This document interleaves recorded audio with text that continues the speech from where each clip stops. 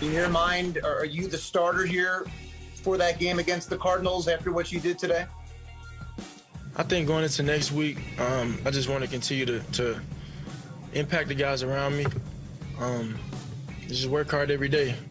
Is Jalen your starter next week? And if so, what will the challenge be, now that more tape is out on him? I'm gonna enjoy this one. I'm gonna go home and relax and be with my family tonight and enjoy this win and get ready for the week. You know what made the top button swag even more impressive for Jalen Hurts? Can we pull up an image of that? The top button was a different color than the other buttons. Yeah, that's black. A new little twist. Right. That's a new little. I like that. Yeah, I like that. All right, I'll try to infuse that so you can give me some do props that. there. Okay. Stitch in. I'll try to some do it. different colored buttons at the very top. Yep. Hey, his guy's got style. He's got charisma. I mean, he's the man. Listen, there's so much to respect about Jalen Hurts, the way he acts and carries himself. I mean, I really do love that. I do. And, first off, like with Doug Peterson there, I know he's probably happy as hell I won a football game. Come on, Philadelphia media. Of course he's going to start next week. What? Of course. Well, everything that the Eagles made the move for with Jalen Hurts, give the team a lift, give us a jump start, some energy. All that showed right from the start of the football game yesterday. We were all sitting there watching it. It was apparent. I don't know what that is. Again, I don't know if it's Carson Wentz or whatever, but everybody picked up their play. And I think, listen, Mike, I don't even know where we're supposed to start of this. To me, the shocking moment of the whole game and everything about it, Jalen Hurts, I know we're going to talk about that, but to me was more of the lack of no game plan by the Saints for Jalen Hurts. It's like they didn't think he was going to run. He dropped back to pass. They just rushed him like crazy men. There was no spies to stop him. They never made Jalen Hurts have to really be a drop back quarterback. They let him go, hey, here's a one-on-one ball. Throw it up, right? I talk about this all the time. These are things young quarterbacks want. Oh, wait, no decision. I'm being blitzed. Let me throw one-on-one. I don't have to read a defense. Great. Oh, wait, they've parted the Red Sea and there's nobody spying me and I'm a running quarterback anyways. Now I can run. That's what won the game. His design quarterback runs and his ability to scramble in some certain situations. His speed is real. It's real. It can change the field. It's that type of speed. And that, to me, was more shocking than anything because the Saints, as we know, have been so awesome lately, especially on the defensive side of the ball. And we had Sean Payton, the Saints coach, on PFTPM last Tuesday, and we were talking about this whole cat and mouse game of keeping it close to the vest as to who your quarterback is going to be. And he kind of shrugged at the idea that there was any real benefit to knowing or not knowing who the Eagles quarterback would be because he saw great similarities between Wentz and Hurts. But they may have similar styles generally. Yeah. But as you said, there's something more to Hurts that he brings to the table. And now maybe we're seeing why they made him a second-round draft pick, what they saw in him. It's just one game. But when it's the team that holds the number one seed in your conference and you play that well against him, number one, of course you're going to be the starter next week. And I don't want to pick on questions made during press conferences because I've asked plenty of stupid questions in my day, and I will ask plenty more. Trust me. But the idea that you would consider going back to Carson Wentz because there's film now on Jalen Hurts, are you kidding me? What? You're going to go with the guy who's playing well, right? Period. And you deal with the fact that there's film out there, and you counterpunch. You add whatever more, you think right. they're going to do to take him away. Yeah, right. you put more on his plate now that you see that he can handle what you gave him for the first week. It worked. Yes. It was a resounding success. The best game of the year came in the first game that Carson Wentz didn't start. Yes. So we finally have some glimmer of hope in Philadelphia. Of course he's going to start this weekend. This gets ridden. This horse rides until it dies or it kicks you off of it, period. Yeah, that's right. And, they found something. I think they found a style of play that, suits their football team. We've had this talk before. And really, as I was sitting there watching it with Coach Dungy and Rodney yesterday, Coach Dungy brought it up where it's like, hey, Philadelphia has like a plan of attack today, and they're going to run the football and play tough defense and do that instead of just like, hey, Carson, get in the shotgun and, we'll just call every pass play we have and you change him at the line of scrimmage and do all of that. And, maybe that's a big part of the problem there. The fact that there's no identity there and they just give Carson Wentz too much leeway to do whatever he wants, and they don't form a formula or an identity for their offense that works.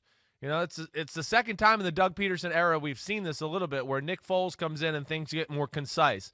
Jalen Hurts comes in, it gets more concise. But either way, it's not a good look for Carson Wentz. So the team and the energy and everything looked that way yesterday, and, of course, they win that football game. I mean, it's getting to the point, Mike. I mean, I don't know. I mean, not to the point, but, man, I mean, another game like this or something, I don't know what you do in Philadelphia. They're going to have to look to trade to Carson Wentz. Maybe Carson Wentz should want to get the hell out of there anyways now. I don't know where it goes, but good for Jalen Hurts and a big-time win for the Eagles, and they really shook up the NFC. Well, on Carson Wentz, the Eagles are already starting to lay the foundation to trade him by putting out the word in the Sunday Splash reports that they plan to keep him. That's step one. If you're going to get trade value for the guy, you have to start telling all the reporters that you plan to keep him so you have some leverage when it's time to have the trade talks.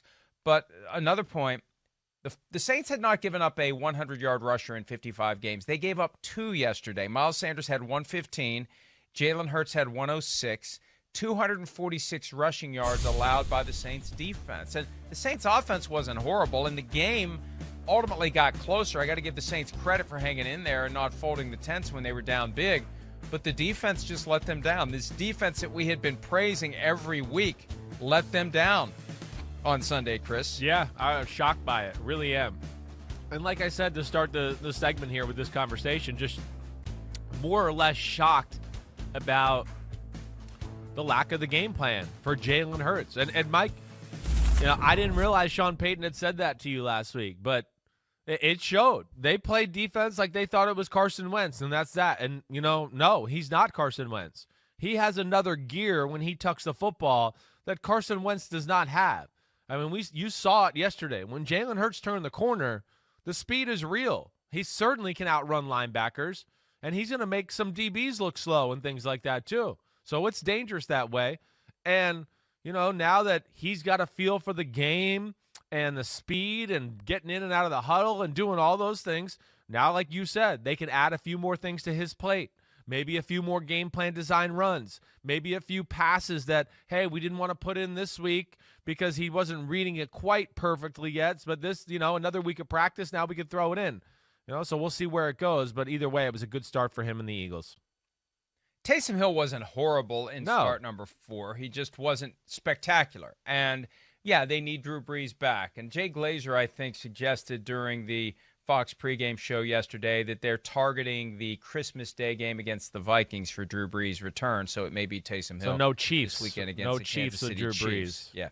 Yeah. But look, if the defense isn't going to show up, it does not matter. If the defense isn't going to have a better plan to stop Patrick Mahomes than whatever plan they had to stop Jalen Hurts, it's not going to matter. And the number 1 seed, as a result, thrown back toward the Green Bay Packers, who hold the head-to-head tiebreaker over the Saints by virtue of a Week 3 victory on Sunday Night Football. That was a long, long time ago, yes, but the Packers won that game.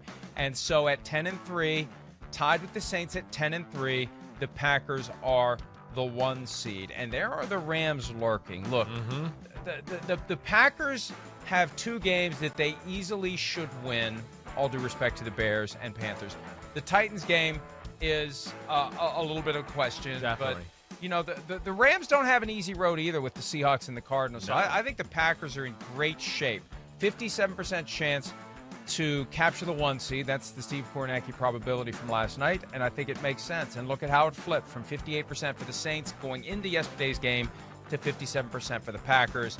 And if the road to Tampa is going through Lambeau Field, Chris, your guy Aaron Rodgers may indeed be facing Patrick Mahomes when early February rolls around. Oh, gosh, I hope so. I think drool just came out of my mouth when you said that, okay? That's how excited I got, all right? I mean, that would be so amazing. But to me, that is like one of the biggest playoff, in a year where there's no home field advantage, fans, all that kind of things. To me, that's the one that jumped out. We heard Coach Tunji talk about it in the clip. I know I said it last night on the show. That is a big thing for me. Yeah, Aaron Rodgers at home in Lambeau, and especially if you get there late in January, it could be 5, 10, 12 degrees, and he can still throw lasers through that kind of weather, and not all quarterbacks can. And Drew Brees would certainly be that one where you'd question, wait, we've seen Drew Brees not look great in those kind of elements and things before, as compared to, the dome where they know they're warm and cozy and they can throw the ball all over the place. So that to me is interesting, certainly, but a lot of football left to be played. Hi, I'm Mike Tirico, and thanks for watching. Make sure to hit subscribe for the latest news and highlights from NBC Sports.